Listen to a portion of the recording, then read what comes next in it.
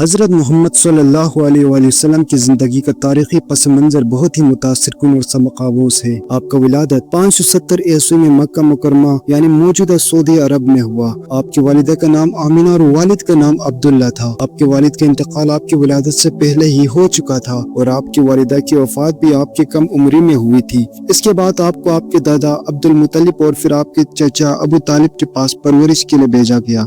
جب حضرت محمد صلی اللہ علیہ وآلہ وسلم جوان ہوئے تو آپ نے اپنی زندگی ایمانداری اور سچائی کے ساتھ گزاری۔ آپ کا لقب الامین یعنی دیانتدار اور الصادق یعنی سچا تھا۔ آپ نے حضرت خدیجہ رضی اللہ عنہا سے شادی کی جو ایک مالدار بیوہ تھی اور آپ سے 15 سال بڑی تھی۔ حضرت خدیجہ رضی اللہ عنہ اسلام کے پیغام کو سب سے پہلے قبول کرنے والی خاتون تھی۔ 40 سال کی عمر میں حضرت محمد صلی اللہ علیہ وآلہ وسلم کو اللہ کی طرف سے پیغام دینے کا حکم ملا۔ یہی وہ وقت تھا جب آپ کو پہلی وحی غار ہرا میں آئی اور آپ نے اللہ کا پیغام پہنچانا شروع کیا۔ آپ نے لوگوں کو توحید یعنی اللہ کی وحدانیت، انصاف اور آخرت کا پیغام دیا۔ آپ نے اسلام کا پیغام دنیا بھر تک پہنچانے کا عمل شروع کیا، لیکن اس راستے میں آپ کو بہت ساری مشکلات کا سامنا کرنا پڑا۔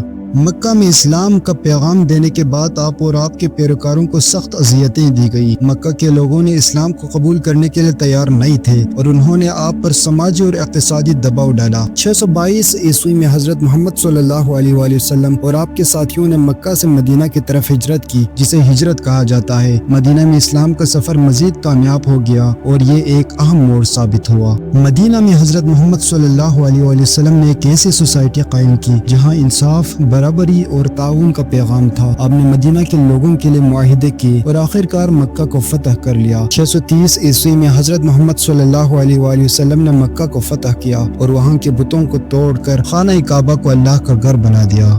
آپ کی وفات 632 عیسوی میں مدینہ میں ہوئی۔ آپ کی وفات کے بعد اسلام دنیا بھر میں تیزی سے پھیلنا شروع ہوا۔ آپ کی زندگی ہر پہلو سے ایک بے مثال اور تاریخی نمونہ ہے، جس میں آپ نے انصاف، صبر اور دنیا کو ایک بہترین طریقے سے جینے کا طریقہ سکھایا۔ حضرت محمد صلی اللہ علیہ وسلم کی تعلیمات آج بھی ہماری رہنمائی اور تحریک کا ذریعہ ہیں۔